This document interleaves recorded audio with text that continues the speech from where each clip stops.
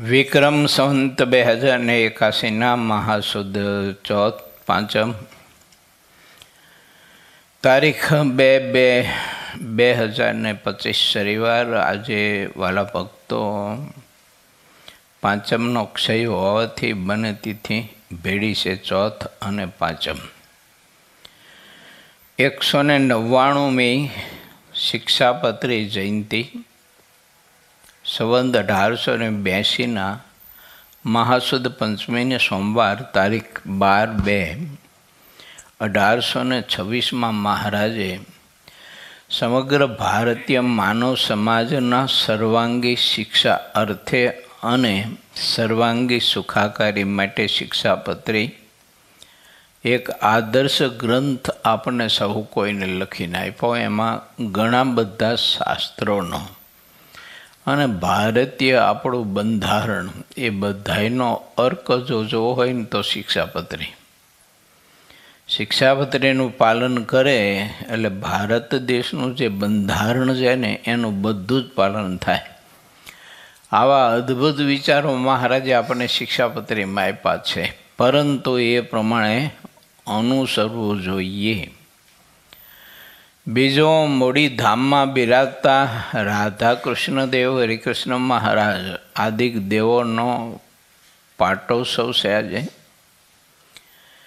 એ જ રીતે ધોલેરામાં બિરાજતા હરિકૃષ્ણ મહારાજનો પણ વાર્ષિક પાટોત્સવ છે। કવિ સમ્રાટ બ્રહ્માનંદ સ્વામીએ મહારાજની આજ્ઞા કરી અને મોડીમાં મંદિરની રચના કરી અને એક સદાવ્રત એવું ખુલ્લું મૂક્યું મોક્ષનું,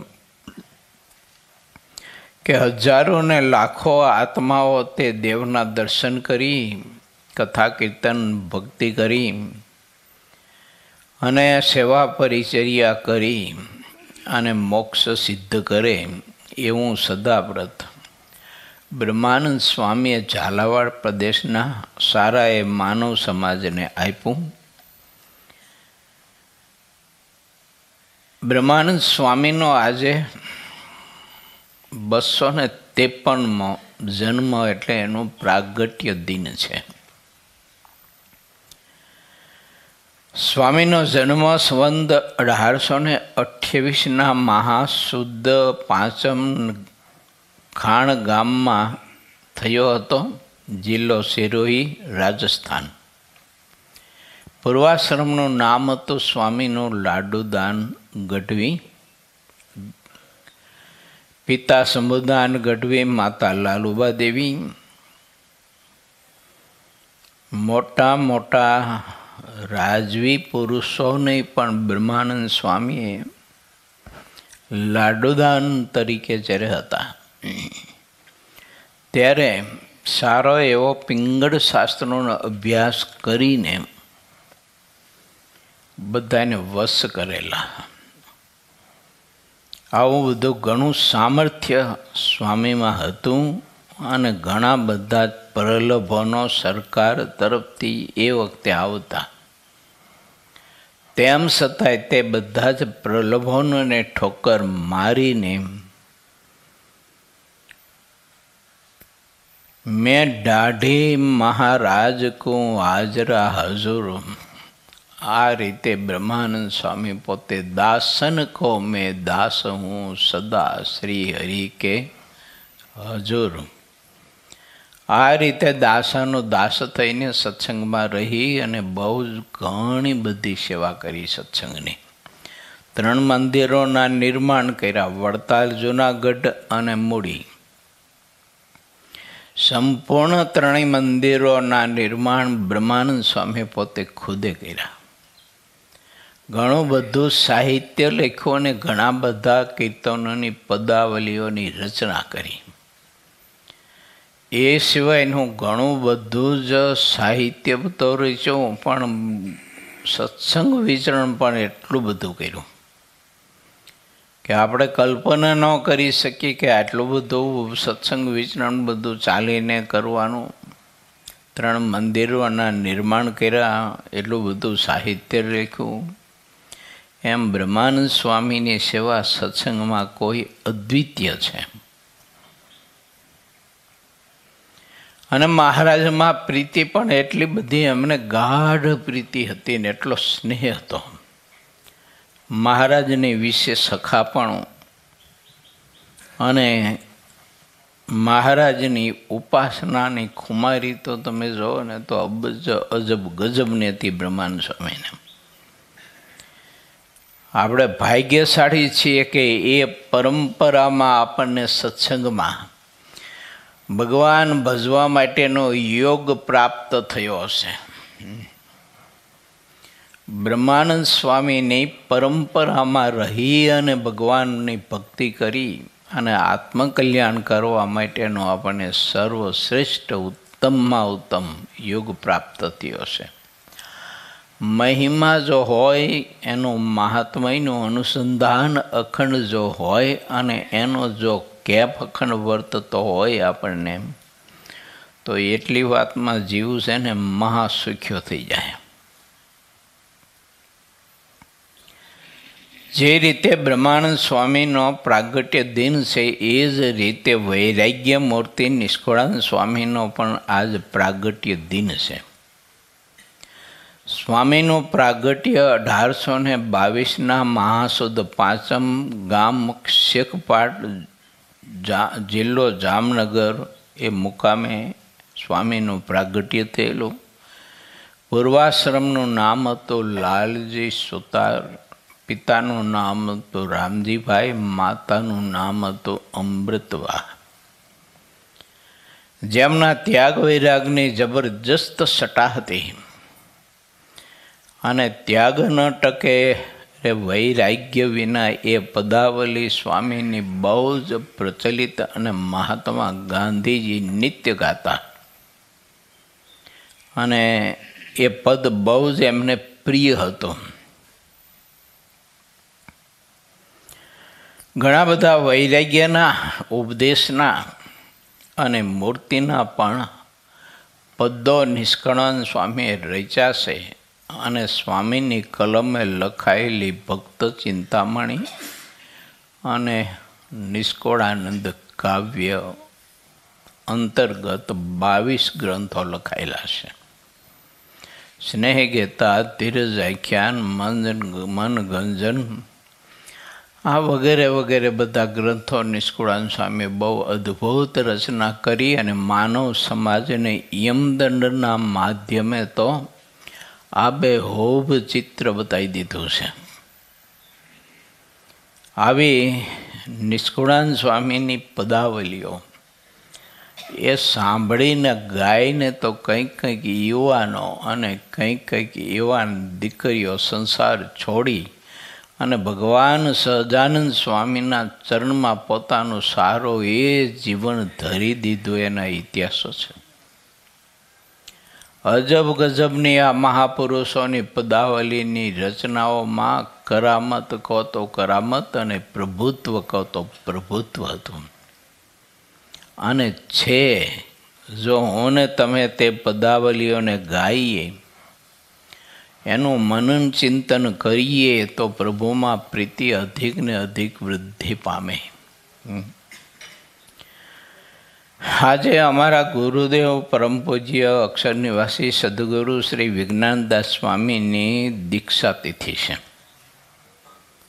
સંવત 1955 મહાસુદ પંચમીના દિવસે સ્વામી ભાગવતી દીક્ષા લઈ અને 111 વર્ષની ઉંમરનું આયુષ ભોગવીને સત્સંગ સંવર્ધનની અનેક વિધ પ્રવૃત્તિઓ કરી. એ અંતર્ગત સત્સંગી જીવનની ઘણી બધી જ કથાઓ મૂળ ઉપર કરેલી અને ખૂબ જ સત્સંગમાં વિચરણ કર્યું ને કોઈ ગામમાં મહિનો 15 દિવસ ગામડાઓમાં રોકાતા અને હરિભક્તોનું ખૂબ પોષણ કર્યું.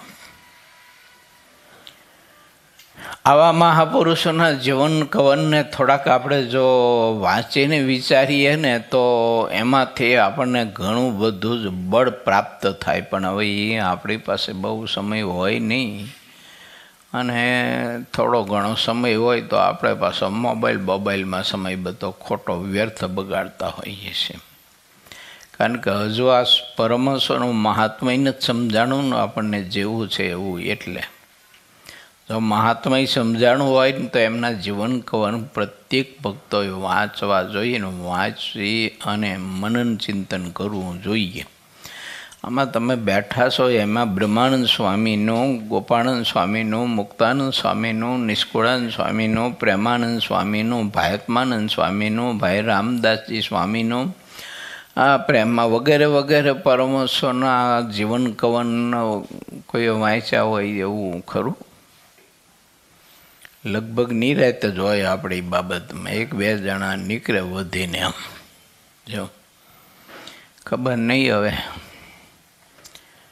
બહુ આપણને મહિમા નબળે. એમ આ જગતનો વ્યવહારનો, ધન સંપત્તિનો, હગાવાલાનો આપણને છે ને મહિમા બહુ. એમ જે નથી કામ આવવાનું ને એનો મહિમા બહુ, દેહનો મહિમા બહુ. આપણને દેહના લાલન પાલન માટે માણસ છે ને કેટલો બધો સમય ફાળવતો હોય છે.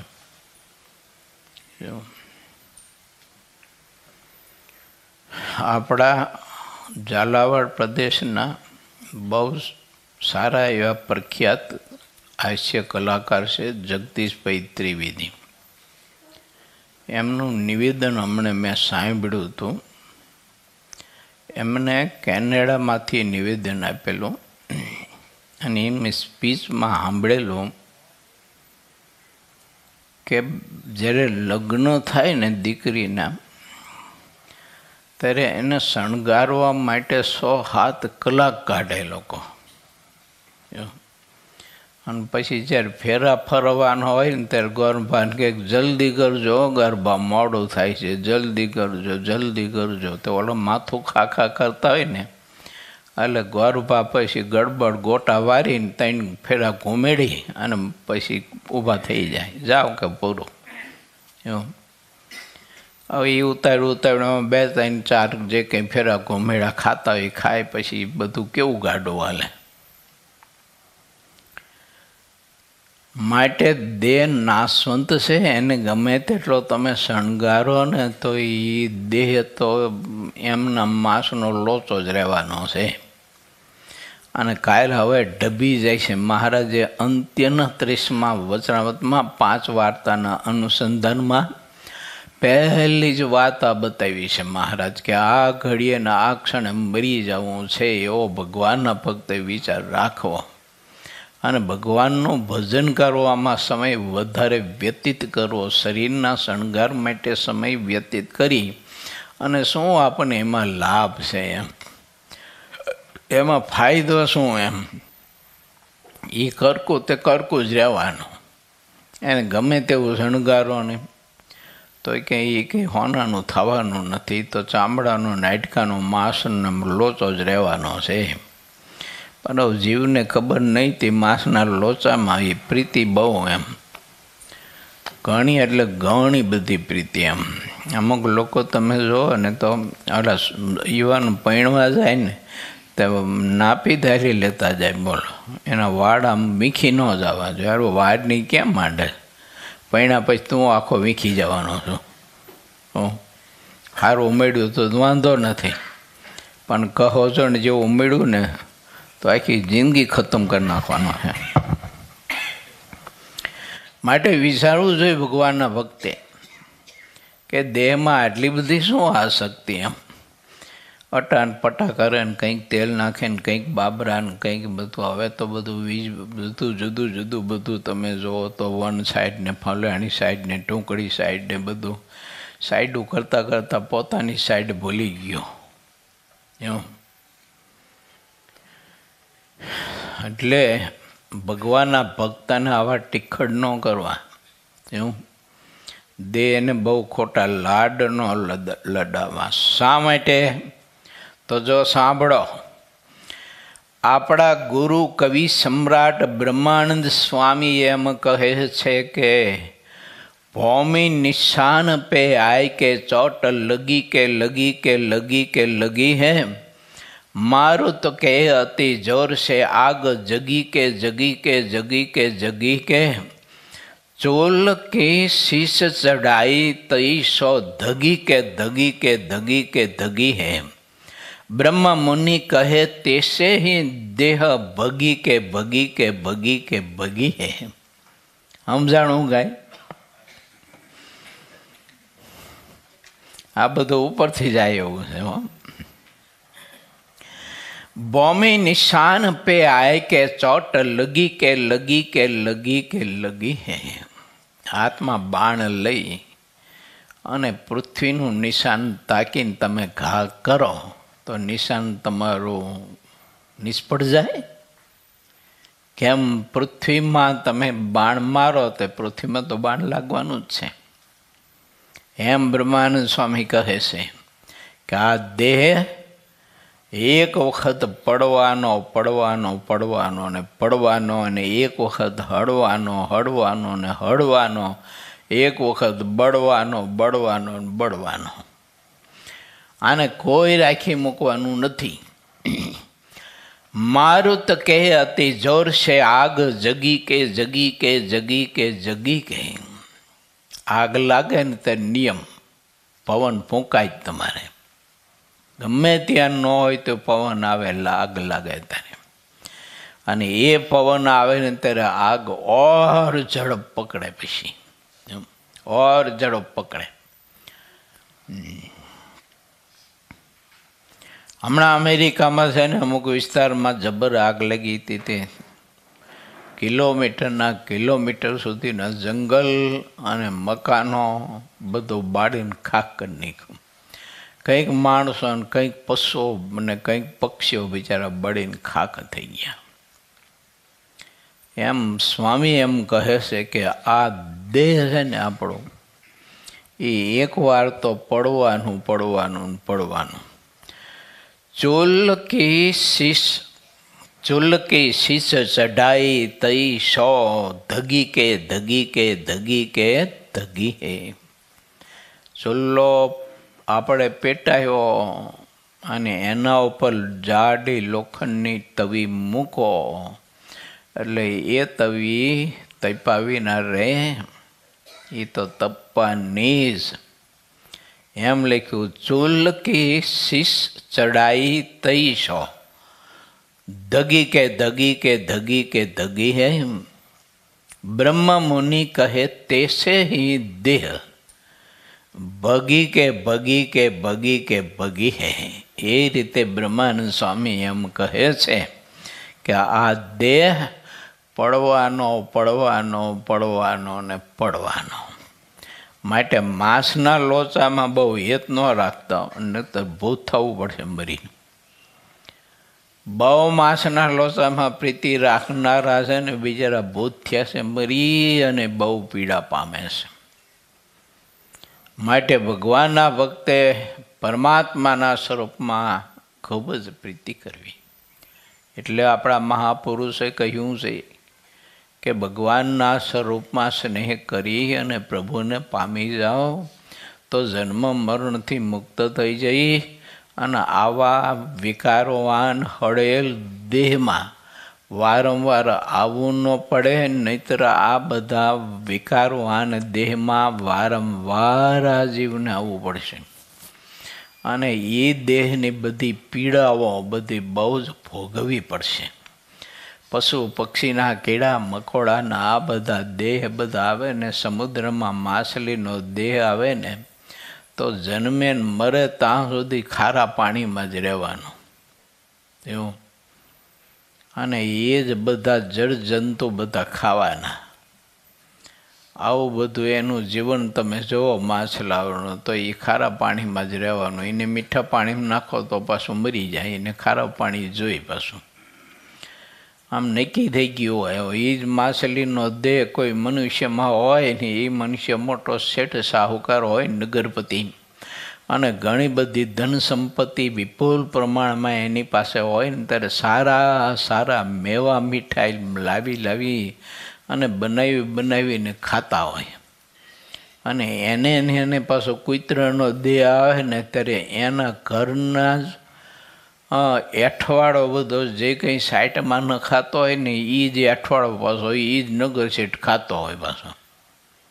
જો અને એ નગર શેઠ એ એઠવાડા માટે વળી પાછો પડી કરતા હોય બધા કૂતરા. તમે જોઈજો 4-5 કૂતરા ભેગા થયા એની એક સાઈટ હોય નાની, અને એકાદા બીજા બીટકા ભરતા ને એકાદા બીજા હા કરતાં કરતાં છે ને એ અઠવાડો જમતા હોય તરી હા કરતાં કરતાં એકાદા બીજાને કહેતા હા એ મારા ઘરનાનો અઠવાડો તો માને ખાવા દે, મારા ઘરનાનો અઠવાડો છે, બહુ મજા આવે છે, મીઠો લાગે છે, એ મારા ઘરનો અઠવાડો તું ચા ખાવા આવ્યો ને ગઈ બાઈક આગો. આવું બધું છે ચિત્ર, માનો કે ન માનો પણ છે એ તે છે જ, વાસ્તવિકતા છે. જો હા, પોતાના ધર્મપત્ની શ્રીનું જૂઠું ખાવા માટે આવશે, પછી એ અઠવાડો સાઈડમાં નાખેલો લબ લબ લબ લબ કરીને ખાય છે, પછી લાંબી જીભ પાડીને.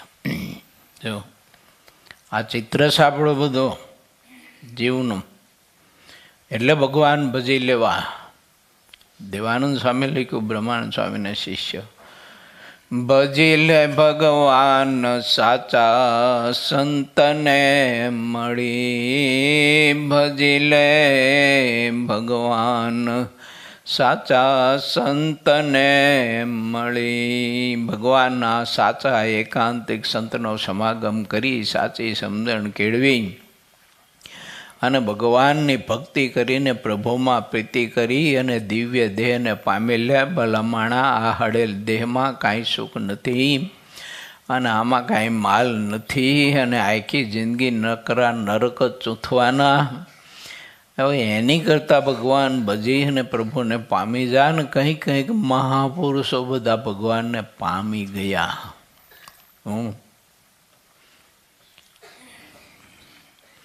માટે વિચારીએ આપણે સૌ કોઈ બધા ભક્તો, આજે વસંત પંચમીનો પવિત્ર દિવસ છે. બધા પ્રત્યેક હરિભક્તો જ્યારે સમય મળે ત્યારે શિક્ષાપત્રીનો આખો પાઠ કરજો. જો 212 શ્લોકનો પાઠ કરજો અને ચિંતનપૂર્વક મહાત્મયથી કરજો. અને એમાં જે ઠાકોરજી આપણને ઉપદેશ આપે છે તેમ ઉપદેશ વિચારજો કે આમાંથી કંઈ ખામી ખરી મારામાં. મહારાજે બતાવ્યું છે એમાં, તો એ ખામી ટાળવાનો શુભ સંકલ્પ આજે કરવો, તો જીવ સુખ્યો થાય. નકરા વાંચે સુખ્યા ન થઈ પાછા આપણે, અને વાંચેની વિચારવું જોઈએ કે આ મહિલા દોષ મારામાં છે નથી.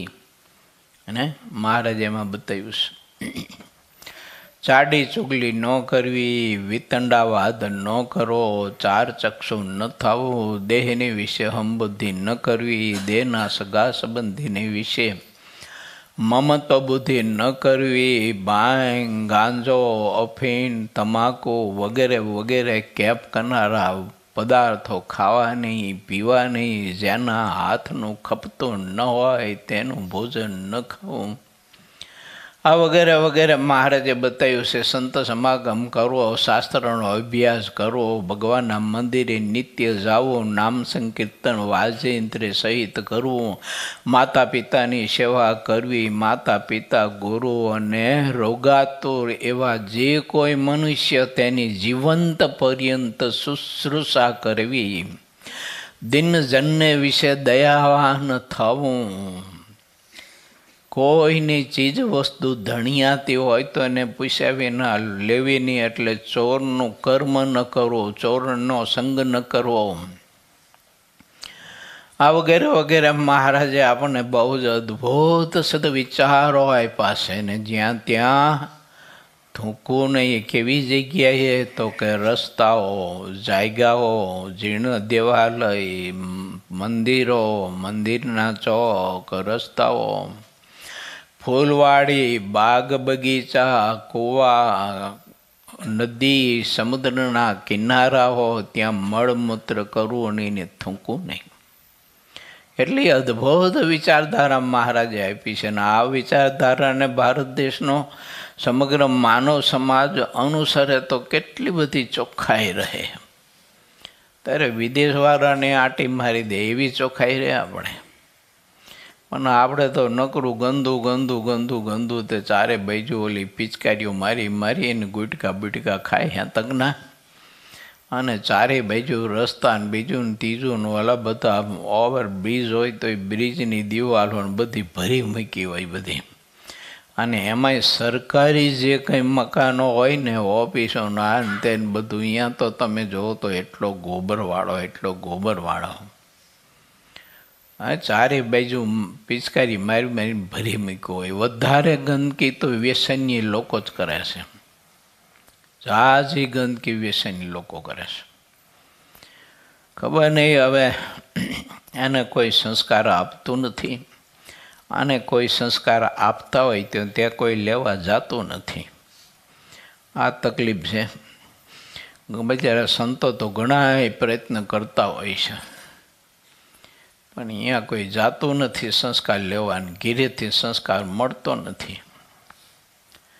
કારણ કે હવના કામમાં બધા એટલા બધા બિઝી હોય છે ને, એટલે પછી નવડા હોતા નથી છોકરાઓને સંસ્કાર દેવા માટે. વિદેશમાં તો છોકરાને પ્રેક્ટિકલ કરાવે સ્કૂલમાં પણ. જો એને ગમે ત્યાં ચાર રસ્તા ઉપર લઈ જાય શિક્ષકો, પછી એક એક કેળું આપે ખાવા માટે, પછી ઊભા ઊભા જોયા કરે છાલ ક્યાં નાખે છે. આવું બધું પ્રેક્ટિકલ શીખડાવે. આપણે તે કંઈ આવતું નથી કોઈને. આપણા ઘરમાં કોઈ મા બાપ કે બીજા ત્રીજા આપણને ચોખ્ખાઈ રાખવી, ગંદકી ન કરવી, વ્યવસ્થિત ચંપલ બૂટ બધા ઉતારવા, જાતા થૂકવું નહીં, જાતા દાંતણ કરવું નહીં, આ વગેરે વગેરે બધું. જો ઘણા બધા કથામાં બેઠા બેઠા ગુંગા કાઢતા બોલો. જો પછી કાઢીને પછી ઓલા પથેણા રે હમલું પાછા અહીંયા પછી બીજા હરિભગત આવીને બે બિચારા ચીકણા હોય તો ચોંટી જાય પગનો. અમુક પ્રકારનો વિવેક છે ભગવાનના ભક્ત શીખવો જોઈએ. જો ચોખ્ખાઈ, પવિત્રતા માણસે પોતાના જીવનમાં ખૂબ જ શીખવી જોઈએ. અમે કર્યું હતું એમ છે સંસ્કારધામ ગુરુકુલમાં, પણ ગાડું સારું લાંબુ હાલ્યું નહીં અમારું. 15 દિવસ હરિભક્તોને રોકી અને બધા વિષયો ઉપર ઘડતર કરવા માટેનો પ્રયાસ કરતા હતા. ક્રિયા શુદ્ધિ, માનસી પૂજા કેમ કરવી, ક્રિયા શુદ્ધિ કેમ કરવી, આ બધા જ એક એક વિષય ઉપર ધ્યાન કેમ કરવું. ભગવાનની કથા સાંભળવા માટે બેસીએ તો કેવી રીતે કથા સાંભળવા બેસવું, જમવા બેસીએ તો કેવી રીતે જમવા બેસવું. તમારા ગ્રસ્તને એવું હોય, જમો ને તો જમીને ઊભા થાવ ને પછી જ્યાં ડીશ હોય ને થોડું ઘણું કંઈક વેરાણું રાત હોય અહીંયા જ પગ મૂકીને પાછો હાલે માથે, એટલે બધી ભૂમિ આમ પ્રસાદીની કરતો જાય ઠેઠ સુધી. આ બધું શીખવું જોઈએ, પ્રેક્ટિકલ થવું જોઈએ. ગમે ત્યાં તમે જમો અથવા કોઈ જેમાં હોય તો ત્યાં પગ ન મુકાય. એનું કારણ છે કે અનાજ વેરાણું હોય ને તો એ અન્નદેવનો અપરાધ છે. અન્નદેવ ઉપર પગ ન મુકાય. બીજું કે જમો તો તમારી ડીશમાં કશો જ કંઈ વધુ ન જોઈએ, એઠો ન મુકાય, જૂઠું ન મુકાય. જમો 2 પેટ ભરીને, જો 3 પેટ કરીને ખાઓ, સારી પેટ જમો, ઠેઠ ગળા સુધી આવે ત્યાં સુધી જમો. પણ ડીશ તમારી ઊભા થાવ એટલે ઉટકેલા જેવી ડીશ હોવી જોઈએ તમારી. એક પણ ભાતનો દાણો તમે ઘેર હોય તો ભલે, તમારા અગાવાલાને ત્યાં તમે જમવા ગયા હોય, લગ્ન પ્રસંગ હોય તો ભલે, અને તમે હોટલમાં જમતા હોય તો અહીંયા જમો તો ભલે, પણ જૂઠું તો મૂકવું જ નહીં. જો એ હોટલમાં જૂઠું મૂકશો તો પછી લગ્ન પ્રસંગમાં મૂકશો ને, ઘેરે મૂકશો ને, મંદિરોમાં મૂકશો. માટે એઠું નહીં મૂકવાનું, જમવું હોય એટલું જ લ્યો, વધારાનું લેશો નહીં. ઘણા આપણા ભારત દેશમાં આપણી બેન દીકરીઓ બિચારાને ખાવા નથી મળતું ને ઘણા બધા એવા વિધવા બહેનો હોય છે કે ભૂખ્યા દિવસો નિર્ગમન કરતા હોય છે, અને કાં તો લુખું સૂકું બિચારાને ખાવા મળતું હોય છે. માટે જમવામાં છે ને થોડી કરકસર કરવી. તમારા પ્રત્યેક વ્યવહારમાં કરકસર કરવી જોઈએ, પણ તમે લોકો કરતા નથી કરકસર. કરકસર કરીને સંપત્તિ બચાવીને તે સંપત્તિથી આપણે ગરીબોની સેવા કરવી જોઈએ, કોઈ દિન દુખ્યાની સેવા કરવી જોઈએ. હવે આ પેટના ખાડામાં તમે નાખ કરશો તો એ આપણે મરી જઈએ ત્યાં સુધી એ ખાડો ના પાડવાનો જ નથી આપણને. જો આ બીજા બધા ખાડા પૂરાય, પણ આ તો તમારા હાય જવાય નાખ કરો તો એ પૂરાય જ નહીં, ખાલી ને ખાલી. આપણે ત્યાં વિદ્યાર્થીને મેં કહ્યું એક દિવસ, મેં કીધું તમે છે ને થોડી કરકસર કરજો અને આખો દી ઘંટી ચાલુ રાખશો નહીં. આ બધી કુટેવો તમને પછી આગળ જતા નડશે, અને સંપત્તિ બચાવો કરકસર કરીને. લોભ નહીં કરવાનો, પણ કરકસર તો ચોક્કસ કરવાની. જે કરકસર નથી કરતો એ શિક્ષાપત્રીનું સીધું જ ઉલ્લંઘન કરે છે.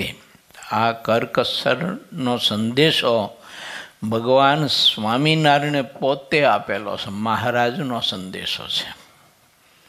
આવું ભગવાનના ભક્તે જીવન જીવવું જોઈએ, પ્રત્યેકે વિવેક શીખવો જોઈએ. ચાલો હવે આપણે મોક્ષના માર્ગના સદવિચારોમાં પ્રવેશ કરીએ.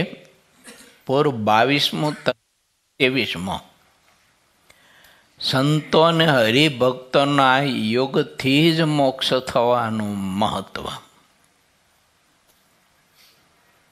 આ યોગ વિના મેં કીધું એકેય વિવેક આવે જ નહીં કોઈ દિવસ. જો અને આપણે કંઈ એવો યોગ કરતા નથી ને શીખતા નથી. નહીંતર ઘરમાં બીજે ત્રીજે બહુ જ એકદમ ચોખ્ખાઈ જોઈએ. અમે ઘણી વખત કોઈ હરિભગતના ઘીરે જઈને રસોઈ કરવા એટલે ખબર પડી જાય બધી સંસ્કારની.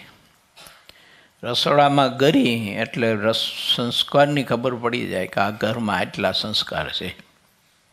જો અમુક ઘરમાં જઈને તો તમે જુઓ તો એના ડબલા ડુબલી, બીજું ત્રીજું, ચૂલો, ગેસ, કિચન, ગેંડી, નળ વગેરે વગેરે એટલું બધું ચોખ્ખું હોય.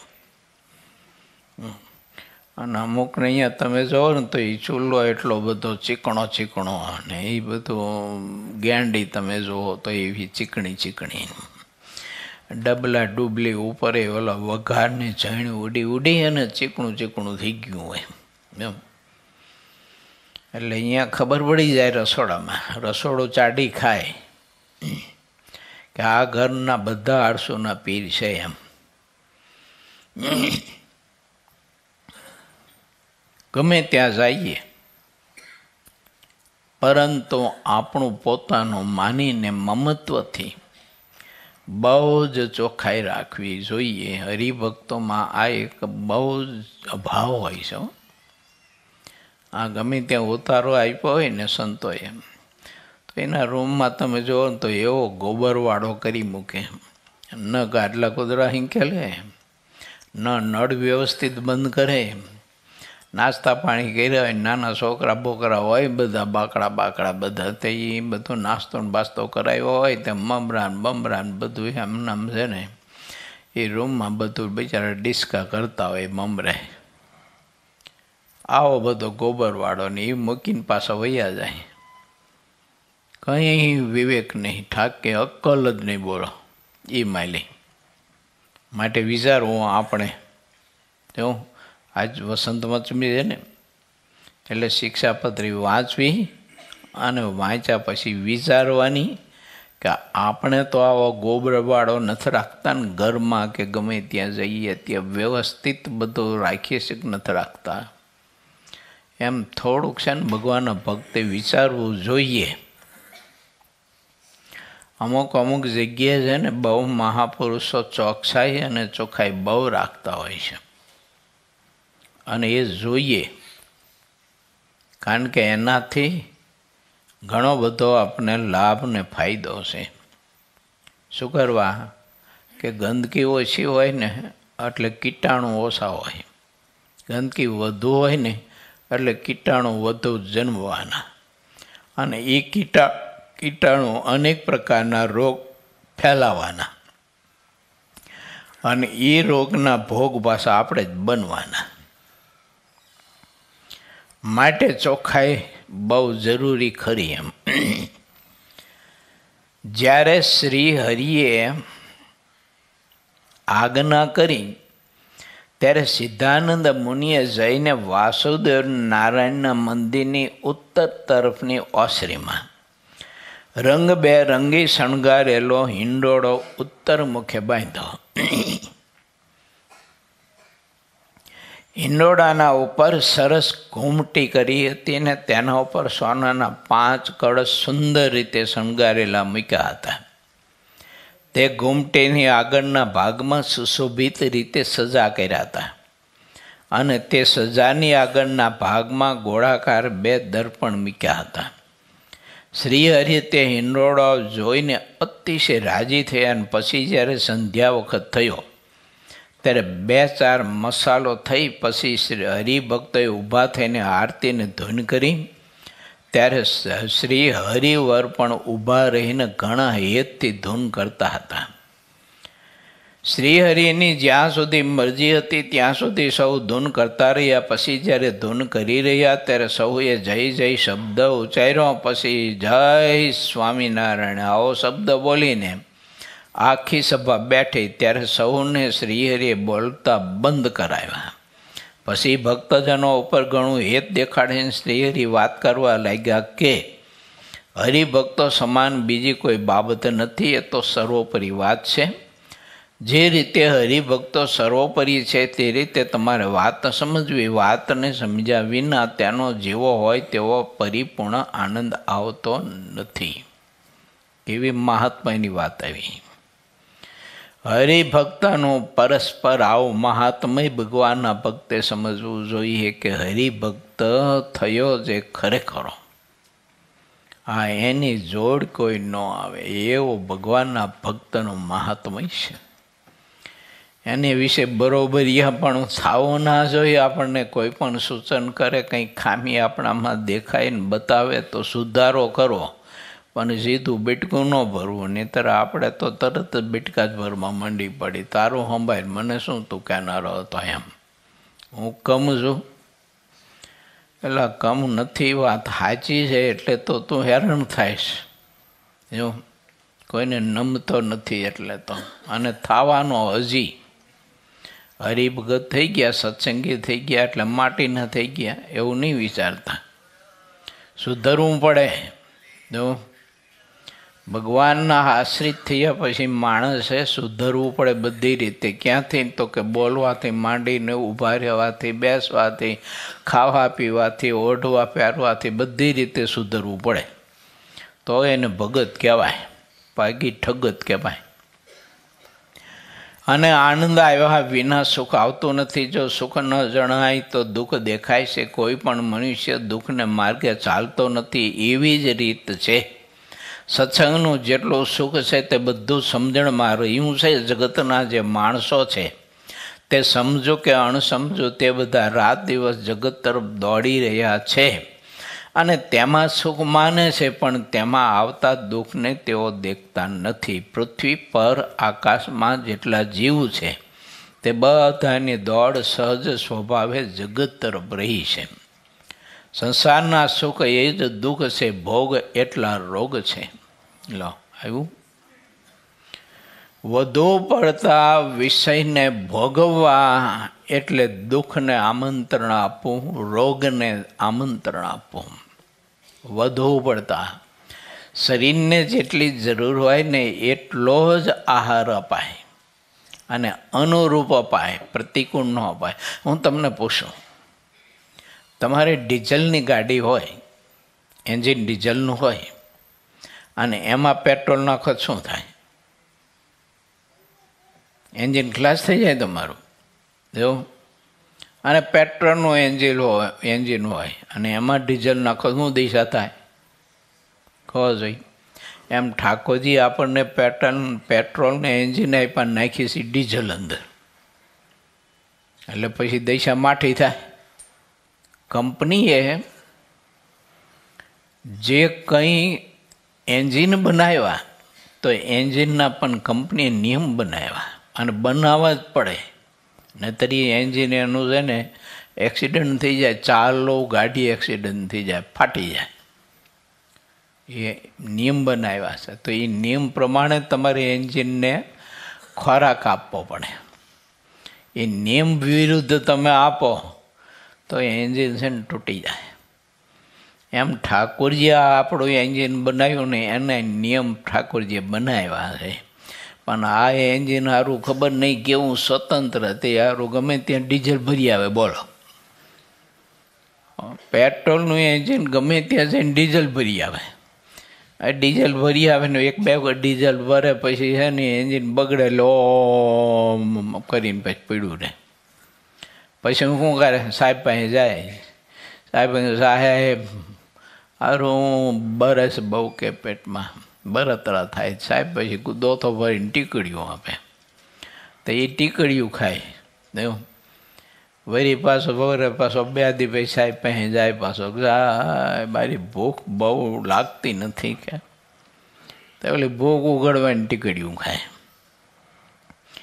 પછી વળી પાછો 2 દિવસે સાહેબ આમ બધું સારું થઈ ગયું પણ ઊંઘ નથી આવી આવતી, લે તારા દોથો ભાઈ ટીકડીયું ઓલો તાર ખાઓ.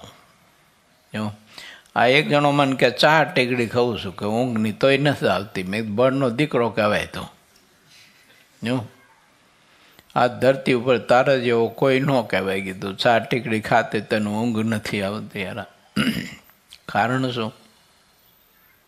જાણી જોઈને માણસ સુખ ગુમાવે છે, જાણી જોઈને. એવું ના કરાય. શરીર માટે પરમાત્માએ જે નક્કી કર્યું છે ને એ જ ખોરાક એને દેવાય. આ બાકી ખોરાક દેવાય નહીં. જીભ માગે એ બધો ખોરાક ન દેવાય એને. જીભ માગે ખોરાક દો એટલે પહેલો તો જાણે ધર્મ લોપાવાનો, ભગવાનની આજ્ઞાનો લોપ થવાનો, શરીર બગડવાનું, રસાસ્વાદ વધવાનો. રસાસ્વાદ વધશે એટલે વિકાર વધશે, વિકાર વધશે એટલે બહુ અતિ ભોજન કરતો હોય ને એટલે એને કામવાસના બહુ જ પીડે, અતિ પીડે તમારે. અને એ કામવાસના પીડતી એટલે ન કરવાના કેટલાય બધા ઉથલ પાથલ કરે.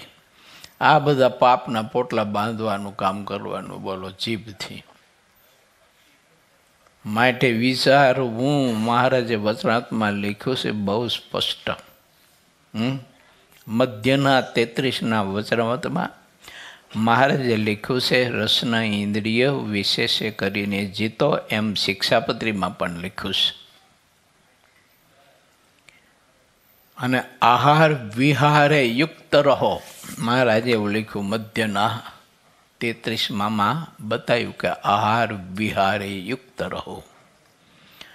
શરીરને પોષણ આપવા માટે અનુરૂપ ખોરાક આપો. આપણો ખોરાક છે ને બધું ઔષધ છે, પણ ઔષધનો નિયમ હોય, એની માત્રામાં લેવાય.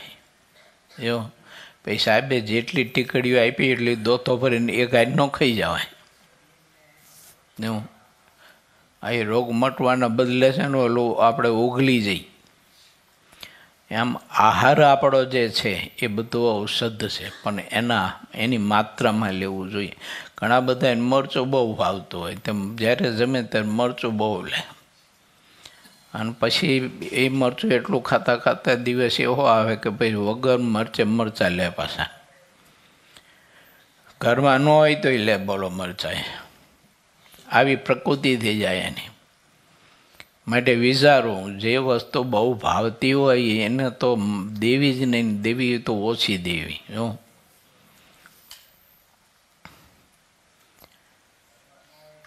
મહારાજે બહુ અદ્ભુત વિચારો આપણને સૌ કોઈને આપ્યા છે.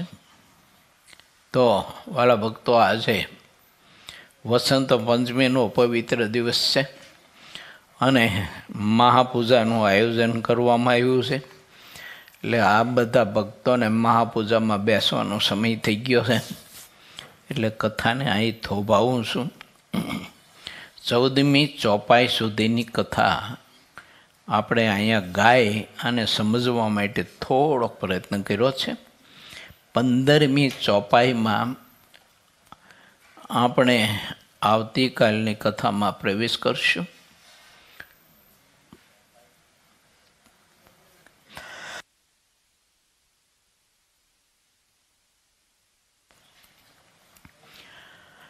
હરિભક્તોના યોગથી મોક્ષ થવાનું મહત્ત્વ છે. એના યોગ્ય કરીને જ મોક્ષ સિદ્ધ થાય અને મોક્ષના આત્મા પામે. માટે ભગવાનના ભક્તની સાથે છે ને એવી આત્મીયતા ભગવાનના ભક્તને કેળવી અને કરવીને રાખવી.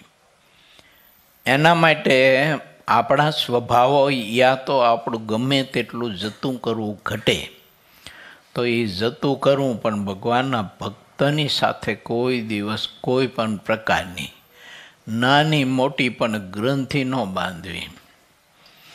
આવું થતું હોય તો વિચારજો. જો આ એક જગ્યાએ છે ને, મને એક હરિભગત આવ્યા, પ્રસંગ હતો તે આવીને આમ તમે જોવો ને તો લાલ પીળા થઈ ગયેલા. એટલે મેં કીધું, મને ઘડીક તો બીક લાગી. મેં કીધું, હું આંખમાં આવ્યો શું કીધું?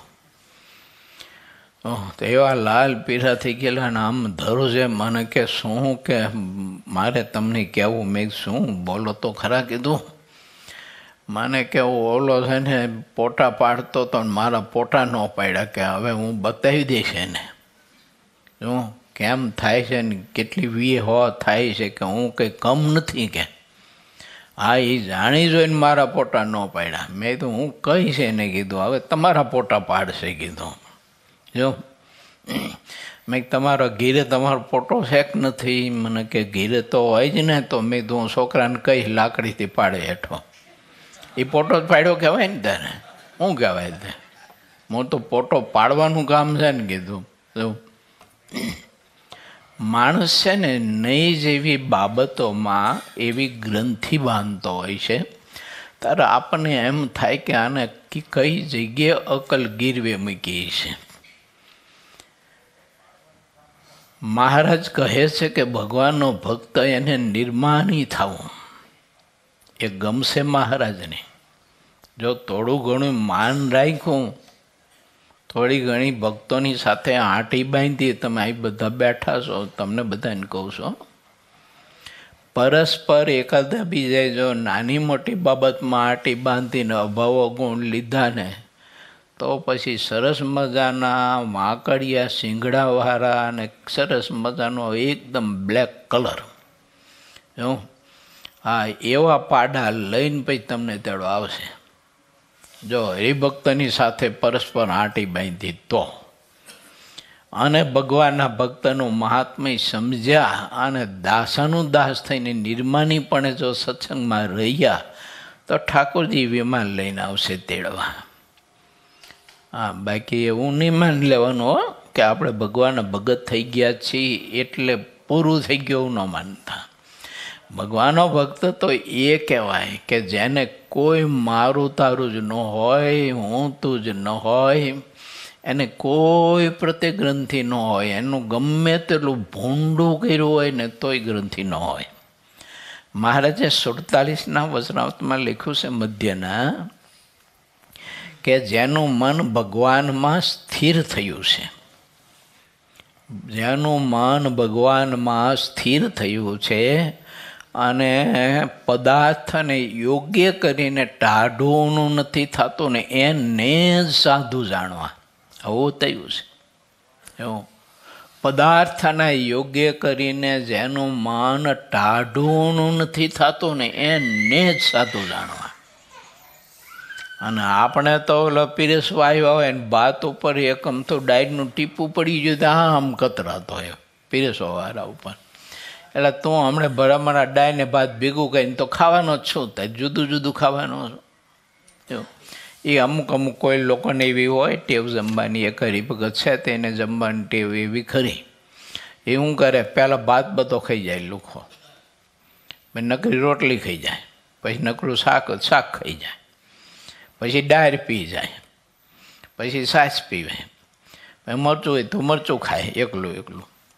એવી એને ટેવ ખાવાની, પણ એવી કોઈકને જ હોય. આ બધું મેં જોયેલું છે એટલે હું કહું છું તમને. હું ઊભો તો પીરસાવતો હતો અને એક હરિભગત પીરસતા હતા. તે પીરસતા ડાયરનું ટીપું છે ભાત ઉપર પડી ગયું તો ઓલો એવો ખતરાવા માંડ્યો ગામે આખલાની જેમ. મને એમ થયું કે આને એક ટીપું આટલું પડી ગયું પીરસતા ને એ તે જાણી જોઈને તો ઓલે કંઈ ડાયરનું ટીપું ભાત ઉપર પાડ્યું નહોતું. અને મેં તો કીધું ભાતને ડાયર બધું ભેગું કરીને તો જમવાનો છે, પણ આટલો બધો આ કતરાય છે. આપણને એમ થાય કે રે મનુષ્ય દેહ પામ્યા, સત્સંગાઓ મળ્યો, સર્વોપરી ભગવાન મળ્યા, અને આવી ચીજ વસ્તુ માટે થઈને ભગવાનના ભક્ત પ્રત્યે આટલો બધો અણગમો, ક્રોધ. સારું, તો હાલો બધા ભક્તોને ભાવથી મારા સમગ્ર સંત મંડળના આજે પવિત્ર વસંત પંચમીના દિવસના ઝાઝા કરીને જય સ્વામિનારાયણ.